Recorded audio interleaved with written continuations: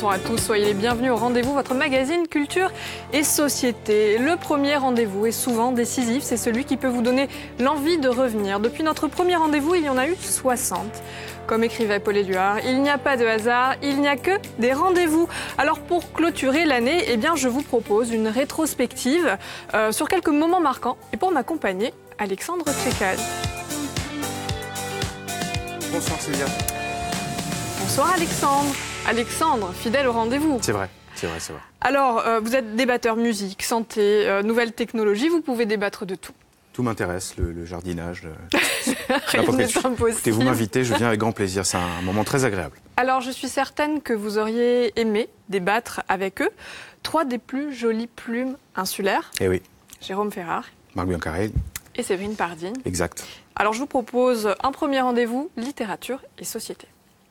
Bonsoir Jérôme, Bonsoir. Bienvenue sur le plateau du rendez-vous. Alors la rentrée scolaire c'est fait, la rentrée littéraire c'est fait. Jérôme, vous enseignez la philosophie à Ajaccio, vous êtes également écrivain. Vous avez reçu le prix Goncourt en 2012 pour votre livre sur le serment de la chute de Rome. Votre dernier roman à son image vient de paraître aux éditions Actes Sud. Vous venez d'ailleurs d'être récompensé par le prix littéraire Le Monde et Bernard Pivot a déclaré qu'il vous aurait bien donné le Goncourt si vous ne l'aviez pas déjà eu. On peut considérer que la rentrée, ça s'est plutôt bien passé ? Pas mal. Pas trop mal.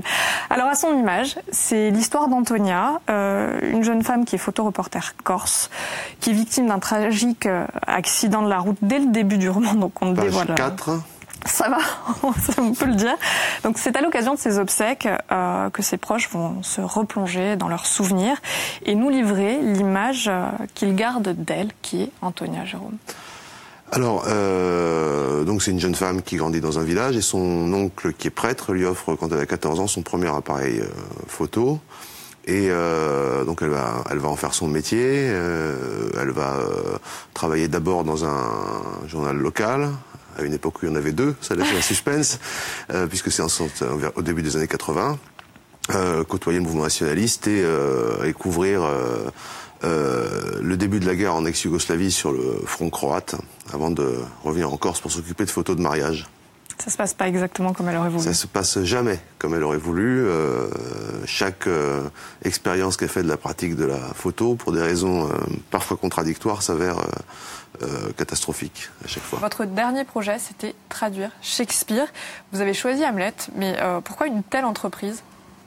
Alors vous savez qu'il y a eu un petit encart dans Charlie Hebdo où il révélait un peu les choses. C'était un peu un défi alcoolisé avec Jean-François Rosec. Pour être plus sérieux, c'est le genre de projet qui, moi, me tient vraiment à cœur. C'est-à-dire qu'à un moment donné, je n'arrive pas à confiner une langue ou une culture dans le registre simplement de l'intime et de, et des espaces autorisés, voyez-vous. Moi, j'aime la langue corse, j'aime écrire en corse et je suis prof de corse. Donc inévitablement, je me disais, on peut aussi travailler sur des grandes œuvres classiques et de la dimension même d'Hamlet, de Shakespeare, avec nos élèves. Et donc j'avais vraiment le désir à un moment donné de me frotter à ça, parce que j'adorais ça aussi. La vérité, toute la vérité, rien que la vérité, les perles du tribunal ou les moments de grâce des audiences et des plaidoiries, il y en a heureusement. Il y en a beaucoup en fait, et ça fait du bien, parce que l'humour s'invite souvent à la barre et permet de dédramatiser ce qui par essence relève bien souvent de la tragédie. Alors vous êtes habitué à traiter des sujets difficiles, vous l'avez dit, avec minutie et heureusement parfois avec humour, mais vous étiez-vous préparé à écrire sur le prochain sujet de votre livre ? Alors, sur le drame de l'Oriole, pas particulièrement, puisque comme beaucoup de Français et beaucoup de mes confrères journalistes, c'était un fait divers que je n'avais pas couvert et dont j'avais entendu parler surtout par voie de presse, comme beaucoup de gens. J'avais été frappée par ce côté tragique et puis cette injustice dont on revient souvent, sur laquelle on revient souvent dans le livre. Voilà, mais j'étais pas particulièrement encline à travailler là-dessus jusqu'à cette rencontre avec Salvatore, qui est malgré lui l'un des personnages principaux de ce drame, et décision a été prise d'écrire son histoire et de relater son témoignage ensemble.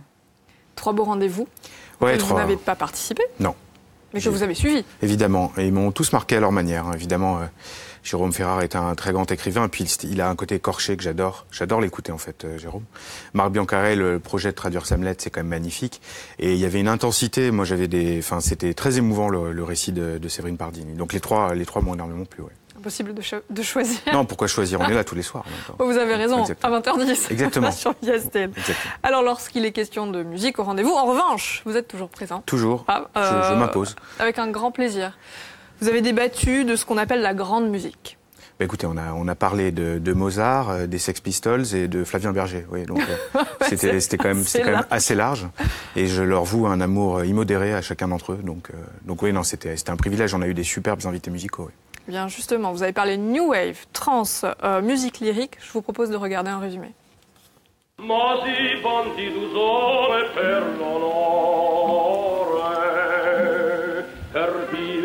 Alors, il aurait été surnommé l'empereur des ténors par le tsar Nicolas II.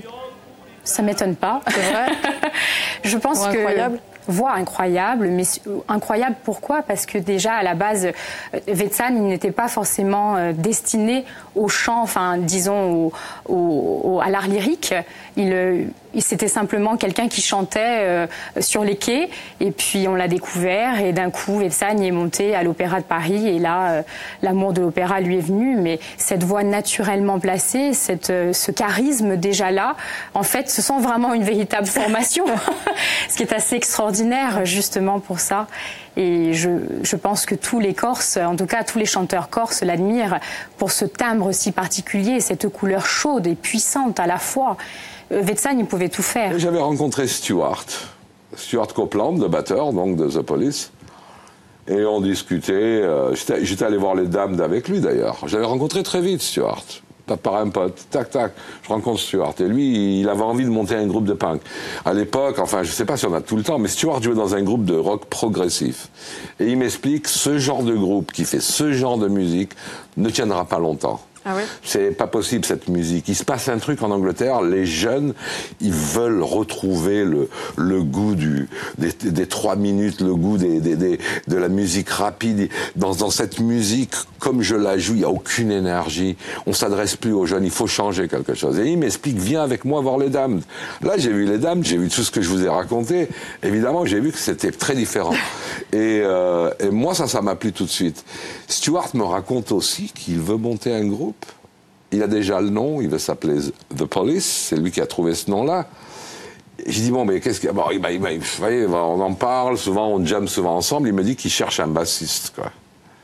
Et il avait vu un bassiste jouer dans un groupe pareil de jazz rock, un truc de baba cool, quoi, vous voyez. Des mecs qui fument 130 joints dans la journée, quoi. Un truc qui vous endort. Il les avait vus jouer, il avait trouvé le bassiste assez génial, quoi. Et il se trouvait que Sting descendait sur Londres. Donc il me dit, Henri, on monte un groupe. J'ai dit, il serait temps, tu veux qu'on le fasse?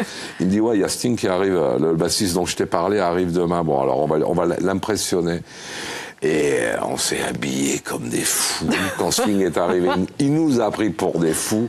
Sauf que comme il avait rien d'autre à faire, le Sting, puisqu'il arrivait de Newcastle, on lui a dit, alors tu veux faire partie du groupe? Il a dit, ok, j'y suis. Je sais pas, c'était en janvier 77, on a monté un groupe. Rilke a eu cette phrase que j'adore, merveilleuse, être artiste, c'est ne pas compter. C'est être comme l'arbre qui ne presse pas sa sève et qui résiste au grand vent du printemps sans craindre que l'été puisse ne pas venir. L'été vient, mais seulement pour ceux qui savent l'attendre aussi tranquilles et heureux que s'ils avaient l'éternité devant eux. Patience est tout, je l'apprends tous les jours au prix de souffrances que je bénis. L'art, c'est une interpellation. L'art, c'est aussi une douleur qui se transcende.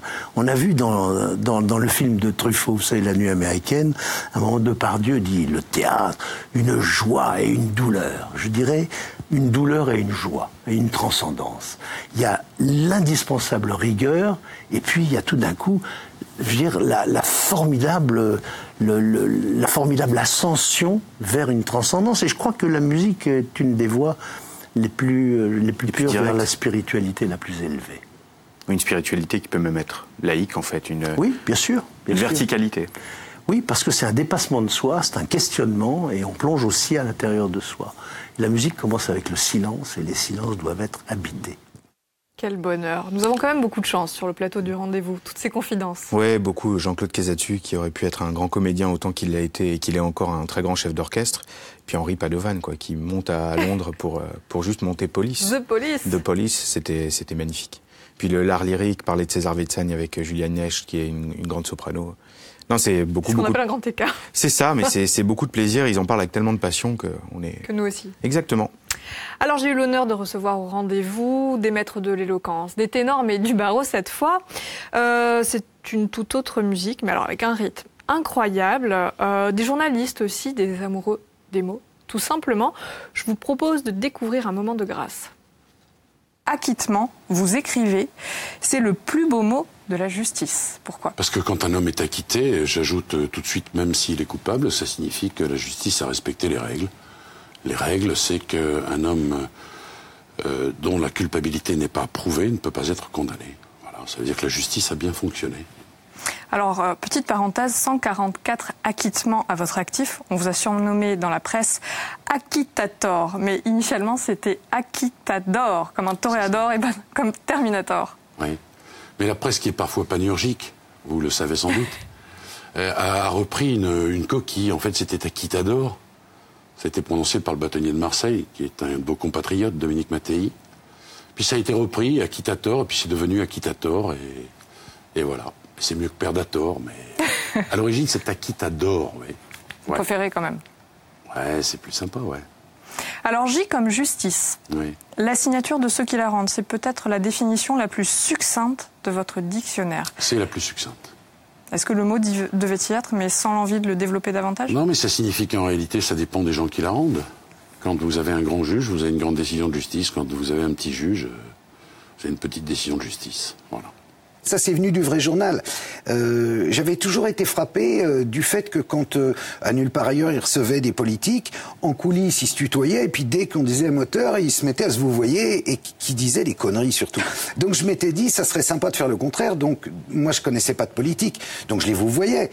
Mais une fois sur le plateau, de les tutoyer et d'essayer de poser les questions que les gens se posaient concernant ce personnage, ou de voir ce qu'il y avait d'humain chez eux, ou de décontracter un peu la chose politique, parce qu'après tout, nous on est des citoyens, on est en démocratie, on a envie de tout comprendre, le mec il a le pouvoir, il faut qu'il m'explique pourquoi il déconne, ou pourquoi il déconne pas, etc.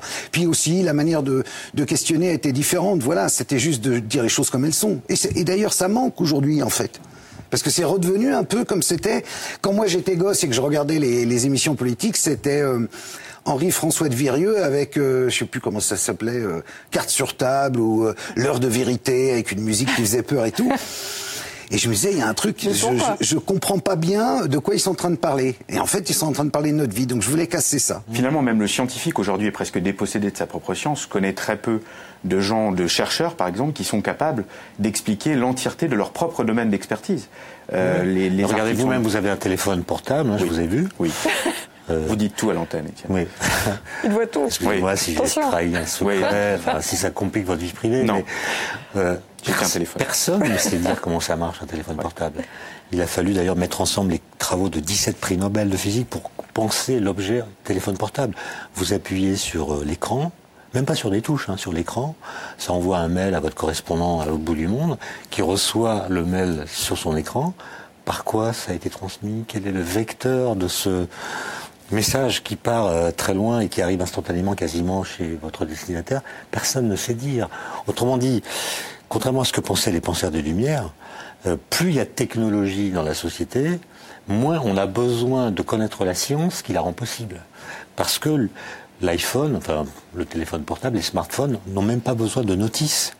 C'est très compliqué, mais le design est tel qu'on peut les utiliser sans rien connaître des principes qui le rendent possible. C'est un des principes de l'axiomatic design, qui est de rendre ça pour l'utilisateur complètement, presque transparent en fait. Et donc on a ce paradoxe que la technologie nous éloigne de la science, alors que c'est la science qui l'a rendu possible. Alors Édouard Baird a laissé un petit message qui résume l'idée du Festival des Conversations, on va l'écouter.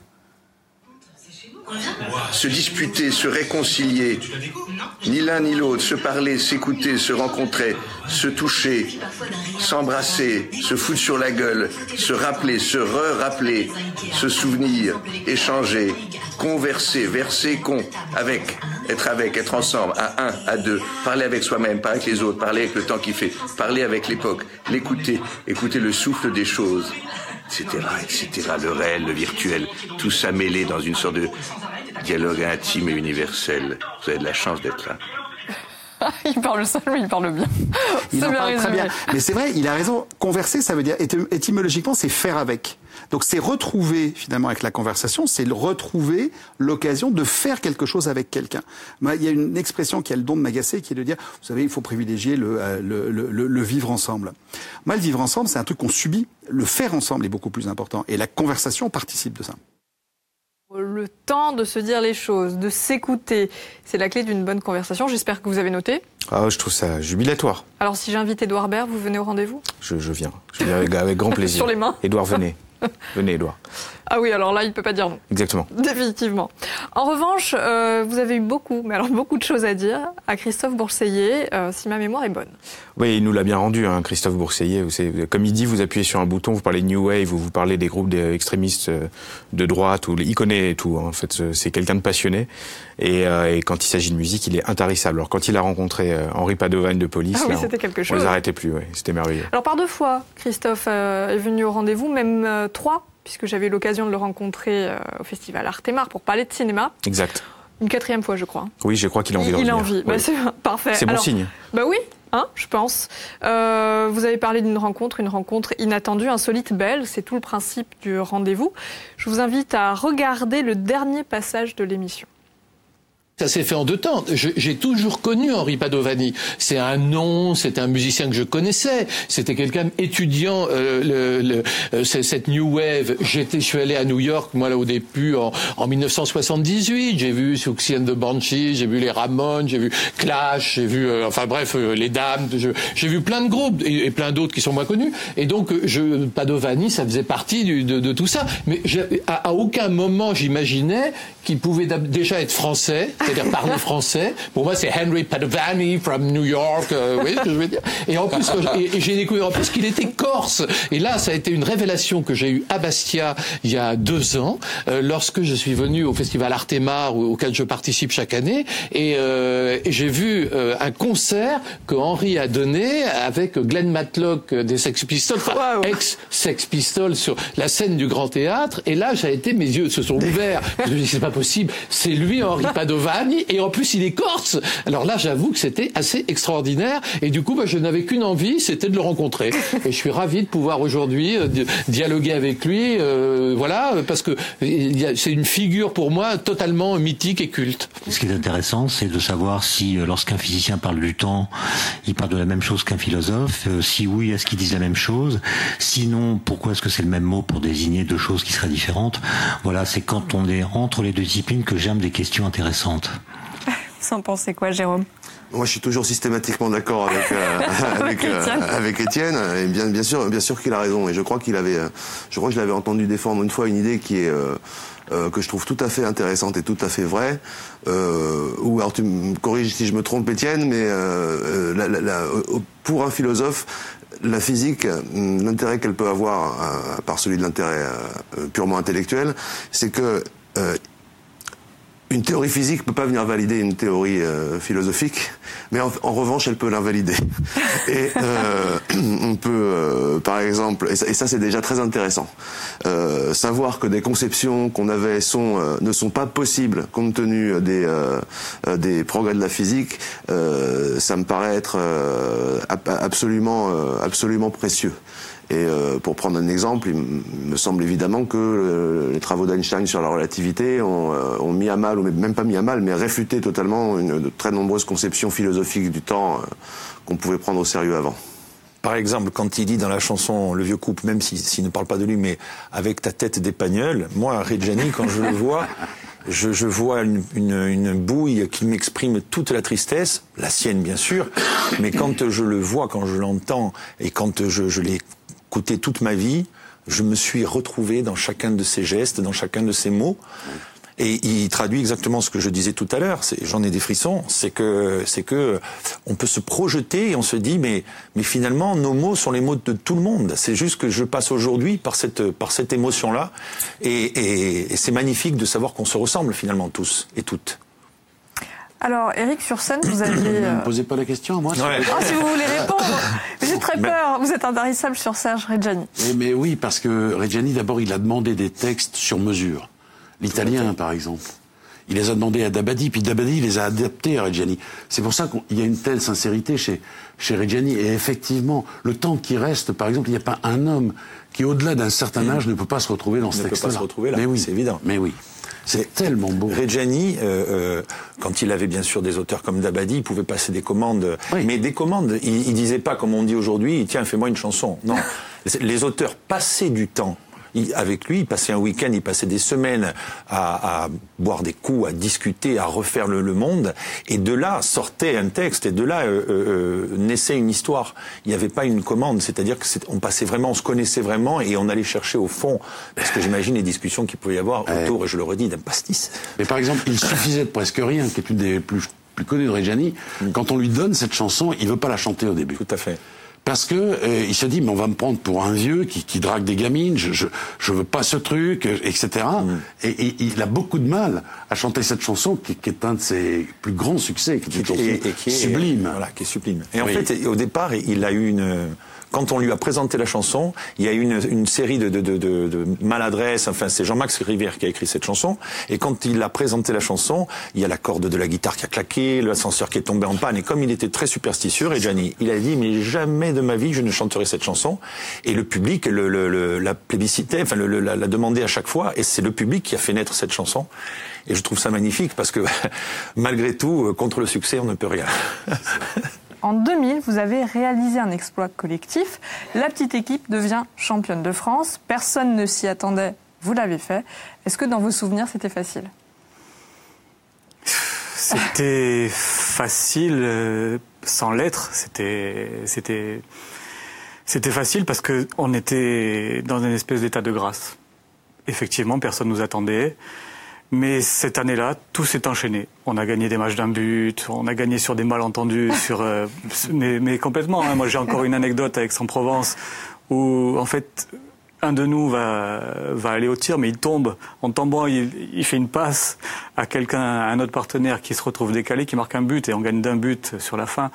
Et toute la saison, ça a été fait de ça. Donc c'était pas facile, mais c'était un enchaînement de concours de circonstances, tous les astres étaient réunis pour que ça se fasse et effectivement c'est le petit poussé qui monte en première division. On avait tous un boulot à côté, des carrières improbables, des gens qui étaient pas formés pas formatés pour arriver au haut niveau, d'autres qui l'étaient mais qui ont échoué dans leur carrière à droite et à gauche, et tout ça a pris. Et la mayonnaise a pris et on est monté, on avait le carrossier, le commercial, voilà. Le PS. Exactement. Et vous y arrivez. Donc un exploit. Vous en avez parlé, Olivier en parle aussi dans son livre. L'état de grâce, de quoi s'agit-il pour un sportif ? L'état de grâce, les Américains disent qu'ils sont dans la zone, hein, on en parlait tout à l'heure avec Christophe. Alors pour les Américains, c'est un espace qu'on occupe dans lequel on réussit tout sans avoir à y penser. Mais ça suppose une grande préparation, parce que ça veut dire que le corps sait. Et si le corps sait quelque chose, il faut le laisser faire sans intervenir.